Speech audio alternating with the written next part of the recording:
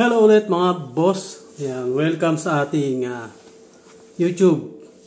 So magbibigay lang tayo ng konting hiring dito or tips kung saan kayo pwede mag-apply diyan sa Pilipinas papunta dito sa Croatia, Europe. Ayan po. So ito nga si Premier Global Recruitment o PC Agency ay nangangailangan ng room attendant dito sa bansang Croatia. Ayan, dito po yan. At si Pinoy, ito, Pinoy 385, yan po yung pinakamalaking agency dito.